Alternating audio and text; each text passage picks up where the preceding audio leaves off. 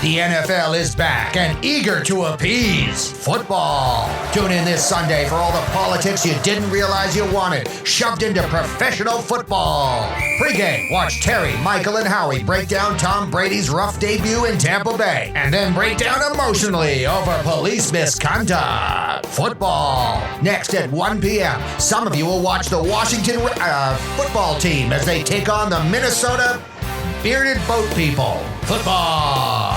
The Philadelphia White Fragilities go head-to-head with the Miami Trans Women Are Women. Football. And the Atlanta LGBTQIA face the Tampa Bay Black Lives Matterers. Football. Politics and sports has never been more fun.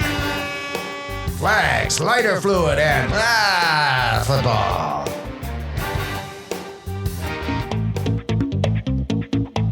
You're listening to Questionable Material, produced in New York by Jack Helmuth and Brian Sack. QMpodcast.com. Tired of it. What? Tired of what? You're doing your rants again. Tired of your crap. What did I do? I don't know, but you did it. I may have done it. I've done a lot of things today. But I'm not sure I like where this is going. Oh, yeah? Name one thing you've done today, mister. I drove across the formerly Tappan Zee Bridge, now the Mario Cuomo Bridge. Still the Tappan Zee in my heart, Jack. 4 times today. Why? To take my daughter to private school in New Jersey. Oh, is that the reason? Or maybe you love bridges, dick? Oh, excuse me? Actually, I love bridges? Is that what you said to me? Yeah, I do think, yeah, you're a bridge lover. You like bridges. You like things that span water, jackass. Don't say that. You do. It's true. I'm completely indifferent. I mean, sure, sometimes it's fun to like look at them or to draw them or to do sketches of them or Bridge boy. Traverse man. Bridge boy, that's going to catch on. Stop it. Hey, Traverse man. You like that? That suggests I traverse all over the place. Yeah, that's right. It does. Especially across spans of water like some kind of twat.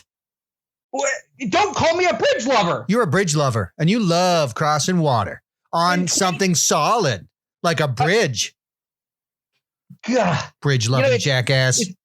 It's bridgephobes like you that are ruining this country. Close-minded bridgephobes. Oh, yeah? Well, we used to have covered bridges. Where are those? They're all dead now. You know why? Genocide. No, we just figured out a better way to do it, so we didn't need those covered bridges anymore. We're doing it better. Oh, is that the reason? Yeah, totally. Oh, my God. You should look it up. It's real simple. I've been so pissed off about the lack of covered bridges, and I always assumed it was a genocidal impulse on behalf of... Oh, is this where all your anger comes from? Yeah, that's. I mean, it's gone. It just vanished. It left my body like it was almost like a bowel movement, but it was like this angry spirit just kind of shot out of my nipples as you were saying that. And now, aside from sore nipples, I feel nothing but I feel calm. Well, first of all of my bowel movements feel like an evil spirit is leaving me. But I do want to say that I'm happy that we're able to come to a place where maybe you can let your hate go. It's gone. And this feels like teletherapy. Is that what teletherapy is like? Is this teletherapy? Are you teletherapizing me? Probably. This is probably way better than whatever that nonsense is, whatever that bunk is.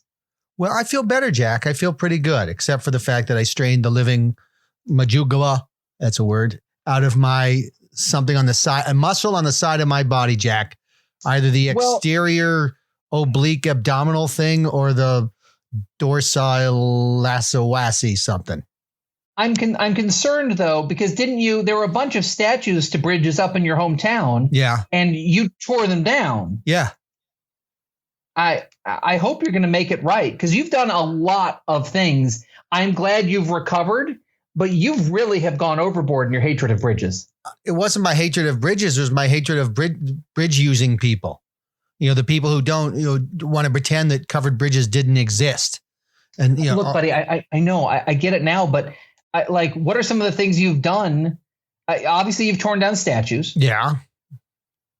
There's the famous statue in your hometown called the Traverser, who's just a regular Joe waving on a bridge. Yeah, and that's gone. I tore that down. I attached that to the back of the car and just hit the gas. Okay. Fender tore right off. Oh my gosh. Oh no. But my brother-in-law's in trucking, so he's got a much more powerful rig. Yeah. So then I just drove the rig into the statue. Brother-in-law hasn't talked to me since. You know, rigs are very expensive. These truck driver things. Uh-huh. Very expensive, Jack. I think he spent $100,000 he spent for his rig, right?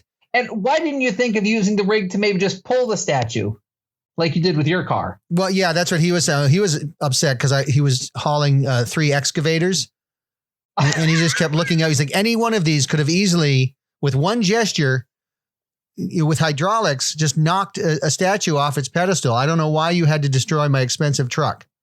Of course, that's what those things are for. I apologize to him profusely. And of course, it's all on me, he says, because I'm the one who told him he didn't need insurance. Is that true though? It's not true, but I just, I like to test people. I tested my friend Dave. I told him, dude, you don't have to pay taxes. It's in the Constitution. And so he listened to me. Wow. Didn't pay taxes for several years. And so what's Dave doing these days? He's somewhere in Costa Rica. He's on vacation? No, he's in hiding. Oh. Yeah, he's looking for a way to get back into the States. They garnished his wages and his bank account and seized his house.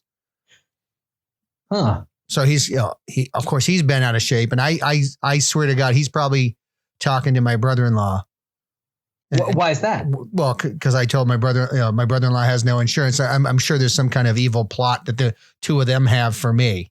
Oh, that's a little concerning. They need to get over that. Now, you used to do this sort of goofy thing with all of your gay friends in the 80s, right? You used to sort of give them challenges. What sort of challenges did you give them? The I hate latex challenge, where I convinced everybody to give up latex, like not even be in its proximity for, as long as possible. Wow. Yeah. Who won the latex challenge of your friends? Nobody. Your gay friends. Nobody did. Nobody won it. Sad. Oh gosh, what happened? They all got sick, Jack. Oh. Inconvenient timing. Yeah, no, it was the wrong time to convince my friends to stay away from latex. Oh, man, that's not your fault though. That's not on you. I say that all the time. They, their spirits disagree with me. They wake me up in the middle of the night, accusatory, moaning and stuff. And what do they say? What are they moaning and saying? This is all your fault. Come with me. I'm going to take you on a tour of Christmas past. Oh, yeah. That's weird. Yeah. I thought it might be Scrooge. He said, no, I'm screwed. So they wanted you to take your shirt off and go on a tour of Christmas past. Yeah. Huh. That's flattering, I guess. I not 4 months into the lockdown where I have not necessarily been treating my body like the temple that it is. Mm-hmm, I've kind of, I've indulged in extra portions of food late at night, and I might have had a lot of beer in the course of the past 4 months.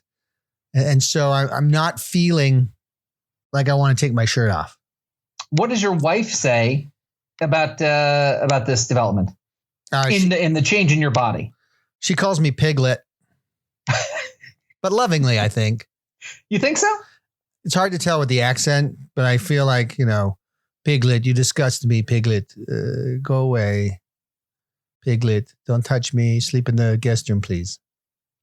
Well, that sounds pretty clear. Even for a woman who speaks broken English and often lapses into Polish and other sorts of gibberish, that sounds pretty clear. It sounds like I know what she's saying to you. Well, it's possible. It's possible. So I'm driving all day, every day, getting my daughter to and from this school that's far away from my house, because we actually got in. We could not afford to go to a private school. We actually got a bunch of financial aid and were able to go in for basically $4,000. Wow. Yeah. That's awesome. But you still get to pay taxes as if your kid's going to a public school. That's the best part. Yes. I'm still paying the $33,000 a year in taxes we pay here in Dobbs Ferry. So right. For the school you're not using. Well, that's great. Does she like the school so far? So far, so good. I mean, it's first day, so it's hard to know, right? Well, she actually started last week. Today was my son's first day at public school. We kept him in public school. And she's been doing her private school now for almost a week. Okay. And she's going every day? Every day. So she's not, there's no teachers union demanding that she stay at home and you take care of it? No, it's really weird. They have this weird policy at this school where they want to educate the kids. Huh. It's like, at first we got really angry when we heard this because, we come from a public school. So we yelled at them and said, how dare you? We're the parents. You can't take this away from me.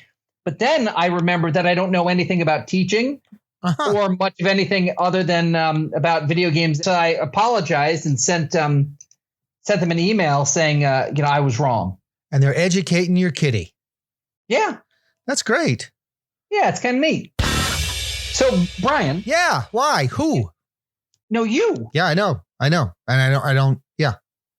No, I'm not a fan of you either, but just roll with it. I've got a thing I want to talk to you about. Okay, try it again then. Okay. Hey, Brian. If you want me to be, I will, Jack.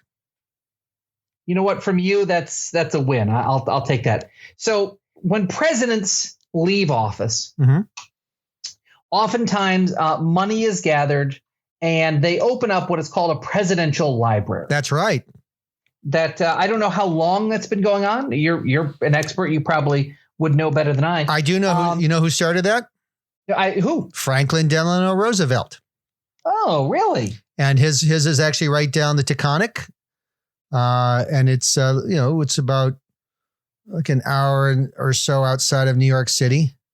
Okay. And is it handicap accessible? It is not. Isn't that funny? Oh, there's a huge sign. It says, no handicap people, please. We understand the irony is what it says at the bottom in parentheses. Geez, just build a ramp. Yeah, we actually, I went there and it's actually fascinating. Like they had his office and with all his books and he had a big chair there. And, he was very careful because if people don't know, he was really in a wheelchair. I mean, he had polio legs and could barely walk, but he would, they were saying like he would sit behind his desk and kind of, reach up to shake your hand if you walked in and manage to convey power, from him, even though he wasn't able to really walk. Wow. But, he would kind of put on the act, lean up from his chair, reach over the table, shake your hand, have you sit down. He'd sit back down and you'd never see him actually being wheeled around or anything like that. That's interesting. Yeah. But and there was a very cool room. It was where Franklin Delano Roosevelt and Winston Churchill sat and discussed the Manhattan Project and let him. No kidding. Yep. It's where he said, we think we will have the capacity to create a bomb of unparalleled destruction. And it was right in this very room. And we were just standing there. And I was like, oh my God, that's awesome. And I took out my gum and I stuck it under his desk just so I could be part of history. So clearly you have just demonstrated that you are exactly what I claim you to be, which is an expert on presidential libraries and their ilk. I guess so. Yeah, I sure am. You're right. I've always felt that way. Well, you wrote a book about it, right? You published a book on presidential libraries? I did. Yeah, and remind me again what that was called. Presidential Libraries. Everything you need to know about them by me. I love that it's really flat and generic until you get to the author.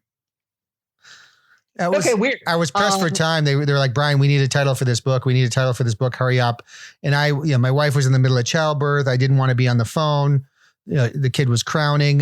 So I just rushed it,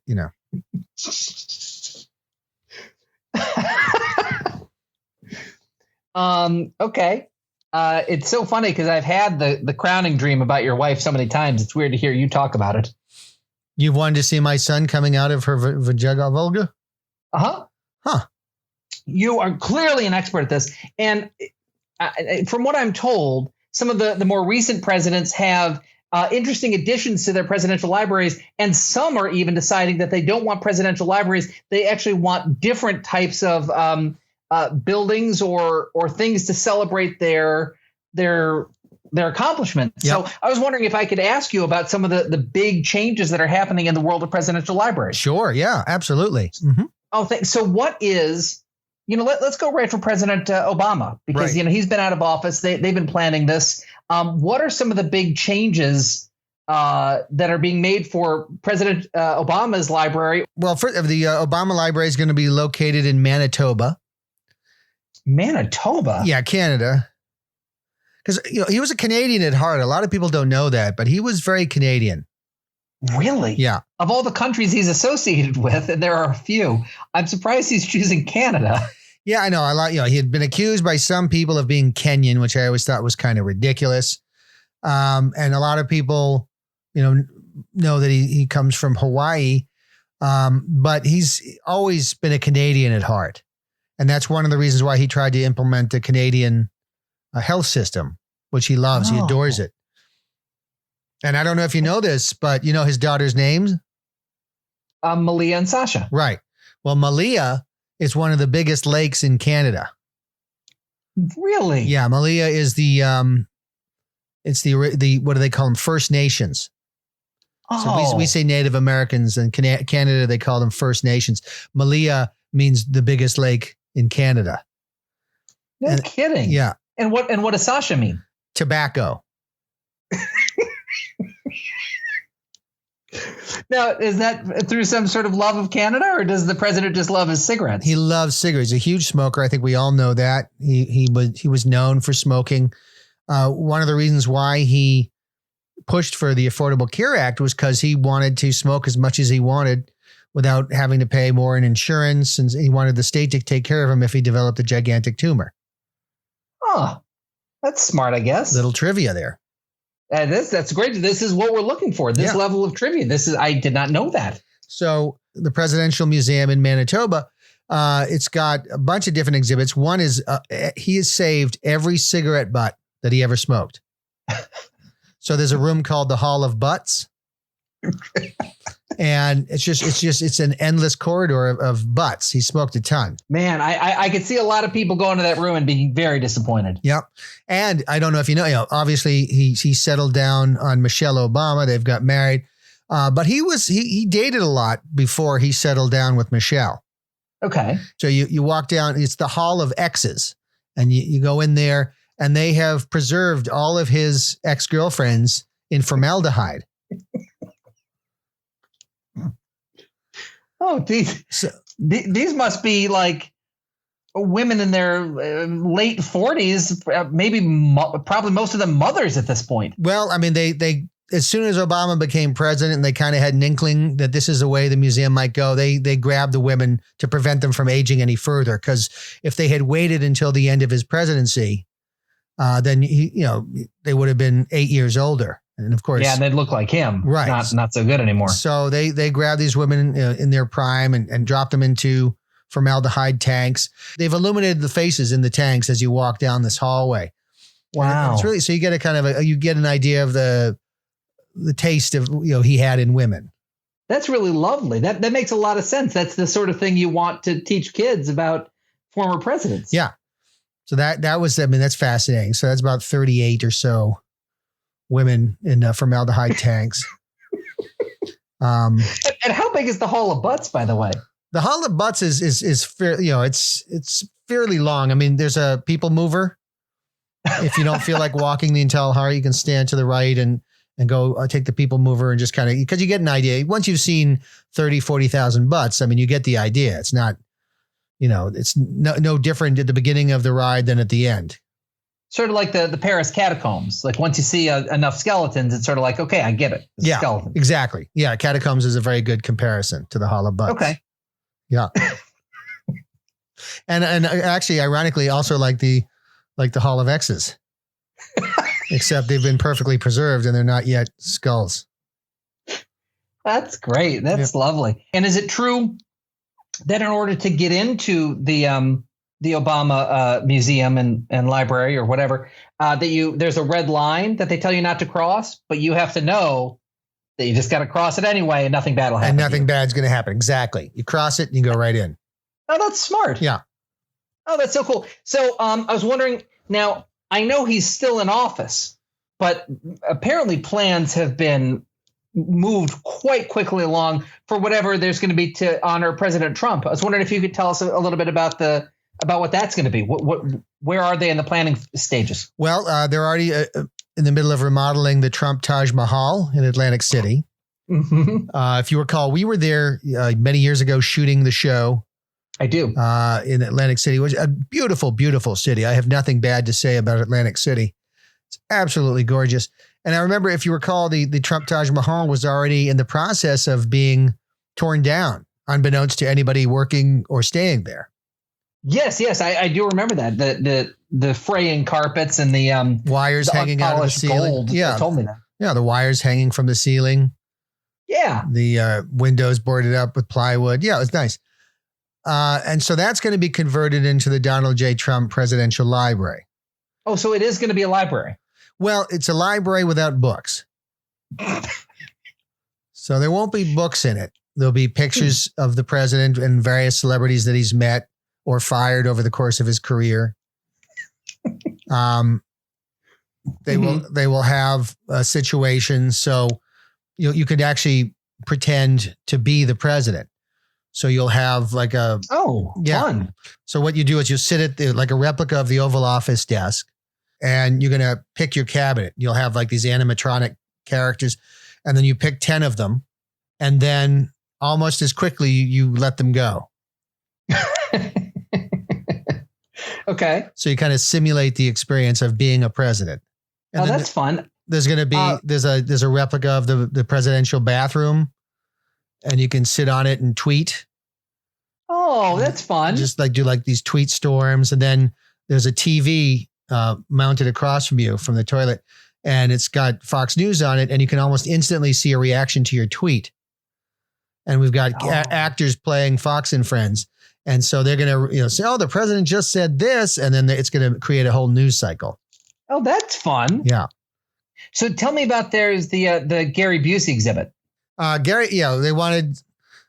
So the president, as you know, when he was on The Apprentice, he worked with Gary Busey. Of course, we all know that. And a lot of the president's policy decisions are based on his interactions with Gary Busey. Really? Yeah. And so, can you give me an example? Yeah, sure. Like name a country. Okay. Germany. So with Germany, it's just like, Germany. And that's kind of how we treat Germany now. That's our foreign policy for Germany? It seems to be. Okay. That's interesting. Now, and what about there's an audio animatronic Jared Kushner in the building that apparently you can't tell the difference between the real one and the fake one? Yeah. And in fact, what's funny is like sometimes Jared Kushner, when he's not busy, which is a lot, he'll come to the museum and he will take the place of the animatronic Jared Kushner. No. And people don't have any idea that it's the real Jared Kushner. They'll sit down next to him. They'll take photographs with their friends. They'll make jokes. They'll say anti-Semitic things, and nobody notices that it's the real Jared Kushner. That's fascinating. Yeah, it's very funny. And so what is the animatronic Jared Kushner? You know, when it actually is that. What does it go around the building doing? He goes around and he fixes things. So he walks up and he takes a screwdriver and he leans over towards like an outlet. And he'll jab the screwdriver into the outlet a few times and then go fixed it and then walk away. So it's kind of like it's kind of like what he does. He goes and he's a fixer. So he might walk into the coat room at the library and knock down some of the coats, and then he'll say fixed it, and then he'll walk out of the coat room. Wow. Yeah. That's so cool. And tell me about the Hall of Daughters. It's basically it's all the Trump daughters, but in order of preference. Oh, so describe the layout of that and how that room works. You walk into the room, and there's a wax statue of Ivanka holding her trademark Ivanka Trump brand purse, which is available. You can actually order it on your phone right there. Of course. And then there's the bathroom. Okay. And then there's Tiffany Trump.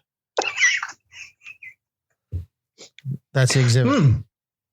That's really cool. But I hear Tiffany Trump actually works there cleaning the bathrooms, which has got to really just sting. Yeah, and stink. Now, the last thing I wanted to ask you about the Trump Museum and Library Without Books was the Herman Cain wing. Yeah. Tell me about that. Well, it's like Herman Cain's greatest moment. So it starts with him, saying COVID-19 is a hoax, and ends with him lying in state. President Trump took a page out of the Soviet and North Korean playbooks, and he's preserved the body of Herman Cain perfectly, so you can see him. Well, it sounds like what those Obama monsters are doing with all those ex-girlfriends. Yeah. Except Herman Cain's actually dead. There's a wing, like they have simulations so you can simulate world events. Okay. And so you play the president, and so you'll be faced with a dilemma. Say Angela Merkel has allowed a bunch of immigrants into the country, 1 million immigrants from the Middle East. And, here's your chance to judge her looks.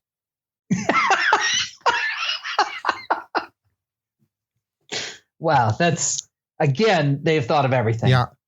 That's really great. And lastly, it's really premature. I was shocked to hear that they've already been raising money for this. But the Joe Biden Library and Museum, he hasn't won. He may not win. What are they doing? What are they doing with that? Well, I mean, the assumption is he's going to win. Okay.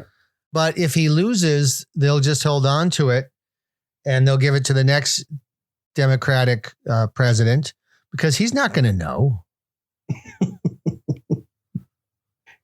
So Joe may not even know that he lost the election. Yeah, that's possible. There's a chance he might not concede because he didn't know he was running in the first place.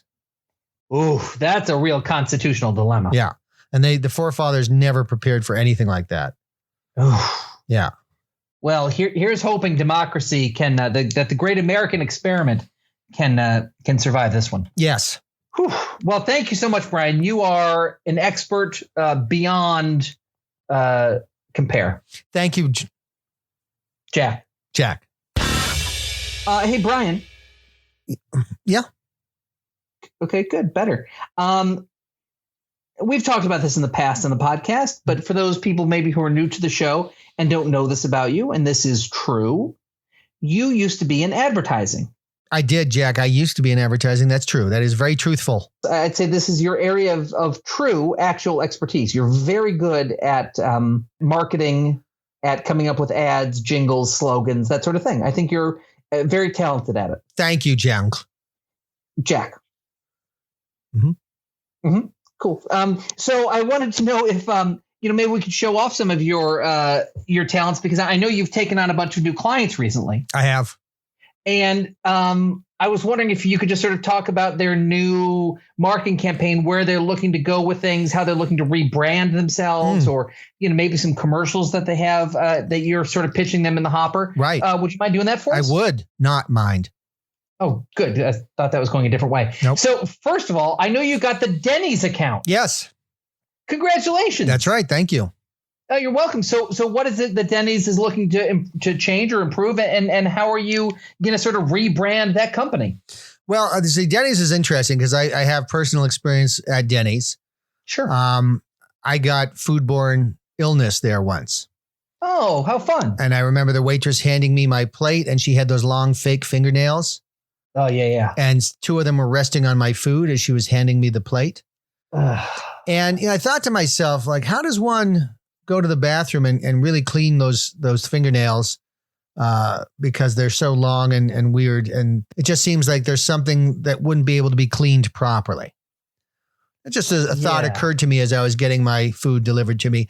And then that night I was seriously ill with foodborne illness.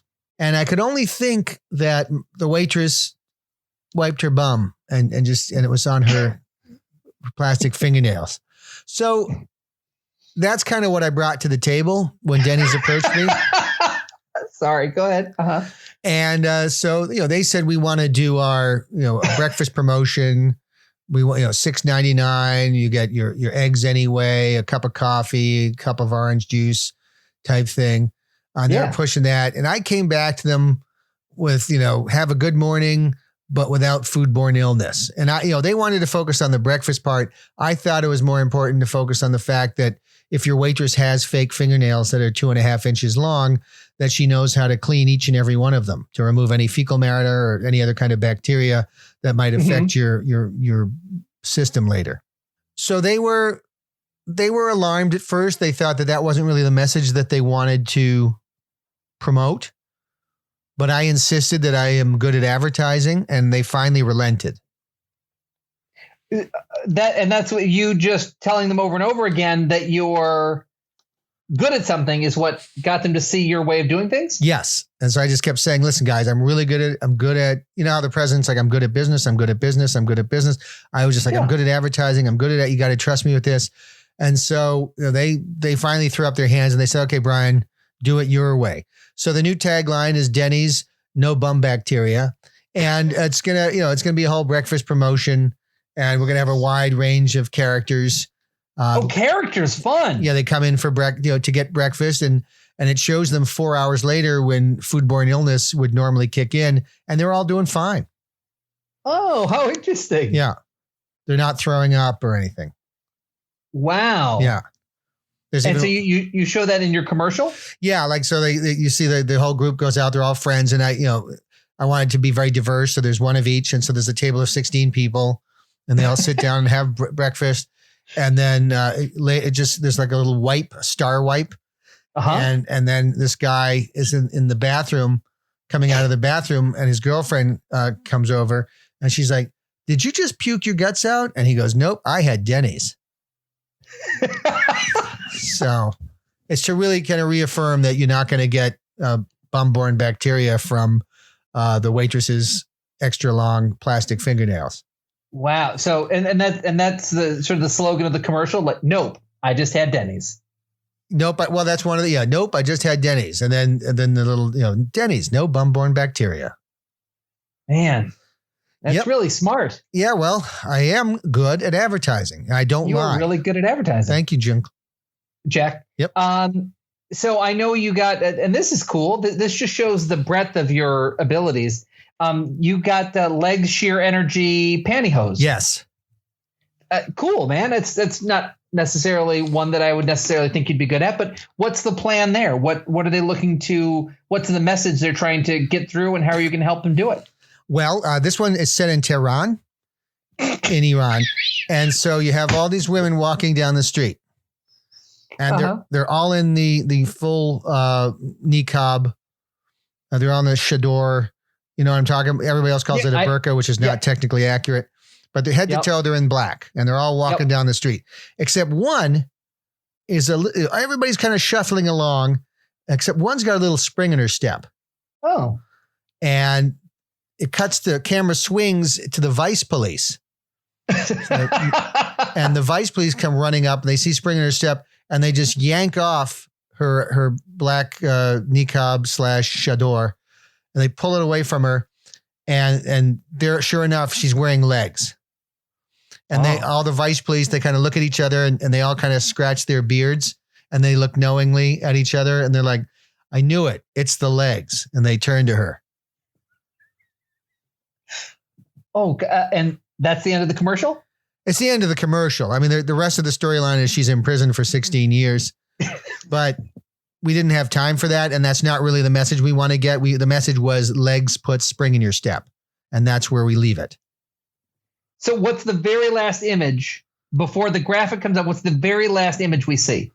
Well, I mean, she's being thrown into a van, but the leg is the very last thing that they push into the van. So like you just see the long leg, and it's covered in legs, and then they just push it into the van and slam the door shut, and then it drives away. That's cool. It goes to Evan prison, but you don't really know that. I mean, is there a website or something where you can sort of like find out what happens at, leggspantyhose.com? Yeah. So, and at the bottom it says, find out what happened to Mase. And so you can go to the Leggs website, and you'll have all these different women. You can click on Mase or Nayuz or Saba or Neda or anybody, and you can find out what happens to them when they were wearing legs. That's the gallery of whores, right? Who wear pantyhose in their legs? I mean, that's what the regime calls them. They would beg to differ. They were just going for a walk. Or protesting the government. Okay, Leggs pantyhose. Yeah. Well, good luck, Brian, with that. Thank you, John. Jack. So This is an interesting one. A tourism campaign for Visit Libya. Yes.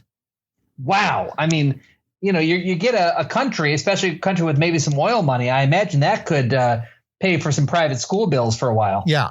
So Libya, we kind of destabilized under Obama. Sure. Gaddafi was made dead as a result. And so it's kind of in this lawless hellhole with fighting tribes and jihadists and loyalists and regime people. It's just a big mess. It's the desert tribe thing. It's just what they do. Yeah, of course, I know.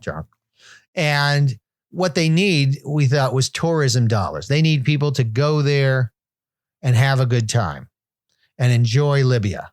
So what we do is I thought it'd be a good idea because, next door, I believe, is Tunisia. Yep. And so you got Tunisia and Libya. And so it opens on a beach, and the guys in Libya, sitting on the beach, getting some sun and drinking a cocktail. And then right on the beach, right across from him in Tunisia is another family lying on the beach, having cocktails. Kids are playing. And then Islamists come and they start peppering the Tunisians with gunfire. And they light up the whole beach with gunfire. But you notice, like, the Libyan side is just sitting there, the guy's sipping his drink and looking over, 20 feet away and watching everybody in Tunisia getting gunned down. And then he looks at the camera and he says, "Thank God I'm in Libya." Oh, that's interesting. Yeah. It's kind of like, your juxtaposition is what we call it in the advertising business. Okay. So you use one product, which is Tunisia, and you and your family get massacred by Islamists. But if you use our product, which is Libya, then you have a nice day on the beach and you're reading your book. As long as it's not the Bible. What is there a version of the commercial where someone, to teach potential tourists, what happens if you're reading the Bible on a beach? No. You open up the drawer, the night table. Okay. And you see the Gideon Bible. Oh my gosh. Okay. Except it's booby trapped. So if you open it up, it activates an alarm and it sprays your face with blue ink that you can't get off for several hours. Okay. And then the hotel vice police will come pounding on your door and demand to see all the occupants of the room. And of course, whoever's got the blue face is the one who was looking at the seditious material and will need to be brought to justice, as they call it. Wow. Goodness. Well, good luck. I've seen Back to the Future, and I know that the Libyans can be a little bit dangerous. So just be careful with that account, okay? Thank you, Jack. So you got, back into the food market, which I know you're somewhat of an expert in. Yeah. Certainly from looking at you, I could tell.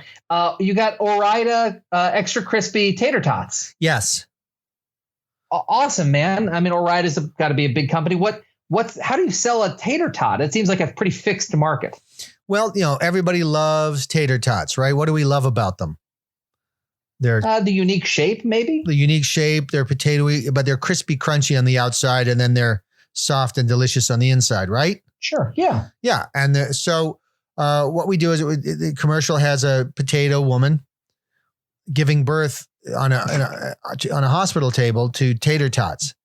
So that the tater tots are coming out of her potato vagina and going marching in order.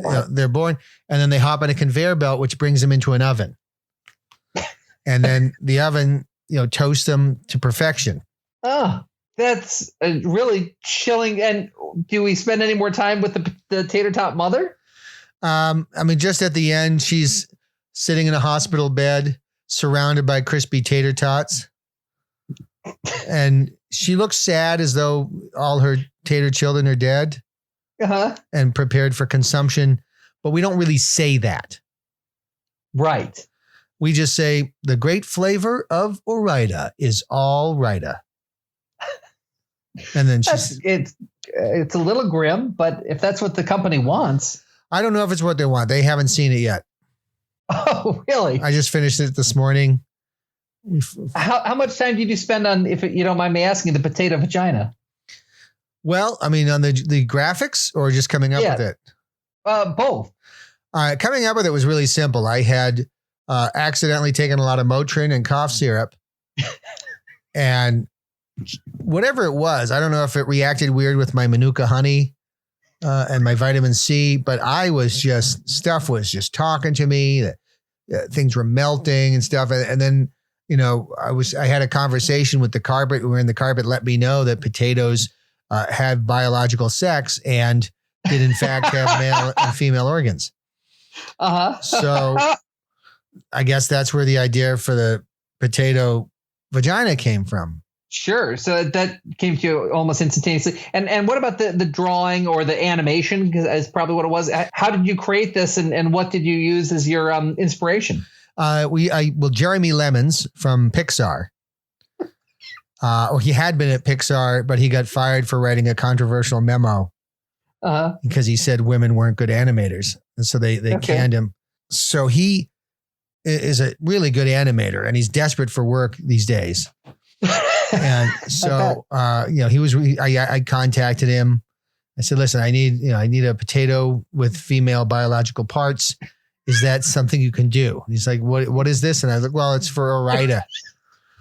And it's for Tater Tots. And I said, obviously tots are children and children come from the female biology. And that's what I need on the potato. And he said, it was kind of like this heavy sigh. And he's just like, I'm your man, I guess, is what he said. And I said, great. And so he worked on the ad for several weeks. And what he sent to me was so incredibly realistic that I was actually prosecuted for vegetable porn, which I didn't realize that's a thing. There's child porn and then there's vegetable pornography, which apparently is considered even worse. What? So I was dragged to the town court and there a lot of accusatory stuff. But in the end of the day, I defended myself. I was my own lawyer. And always a good idea. They realized this was for advertising. It was for the cause of good. So So we then with that animation, I told them what I wanted. I wanted the woman potato pushing these tater tots out of her female biology in a steady stream. And he's just kind of he looked. It was over Zoom, of course, and he just kind of couldn't tell if he was looking at me or just looking away at something in the distance. As if, he'd lost all pride or something. I don't know. It's hard to tell over Zoom. Yeah. Wow. That's interesting. Yeah. Well, it sounds dynamic. I can't wait to, I'm going to start watching live TV just so I can see that commercial. Yeah. I'm excited for it. I'm really excited for it. And, I'm so excited. I went ahead and I did the full ad buy. I didn't really consult Orida. I greenlit everything. Because I want them to be surprised. I want them to I want everybody to see it, love it, and turn around and Orida goes, oh my God, Brian, you were right. Yeah, that seems like a pretty big expenditure on your part. Well, it's on their part. Oh, they give you some companies give you their UPS tracking number. Did they give you their company credit card? Yeah. Golly. I just issued purchase orders in their name. How much money did you spend? $14.5 million. $1 million. Oof. Yep. And that's for YouTube ads only. And then I did, we've got Instagram stories. And I'm really, I want to target the younger people who love tater tots. And so we did a lot of the kiddie YouTube channels and really just, it's going to be great. And actually, what grade is your daughter in? 3rd. So she should be getting a book bag. Oh. Yeah. Boy, you really you really went all out with this this campaign. Yeah, I'm hoping that, I'm going to license it. There could be a ton of money in licensing. The Star Wars people made a fortune. I can only hope that I'm that popular. Well, I think that's an appropriate barometer for yourself. Thank you. Well, Brian, I don't see how that can go wrong. I can't wait. I can't wait for the free tote bag and thanks for making life better. Thanks, Jack. That's what I'm doing. Some people do Miley Cyrus things. I do Brian things. You sure do. And hey, thanks for getting my name right. Nothing. That was questionable material. Make sure to subscribe to the podcast. Make sure to review the podcast.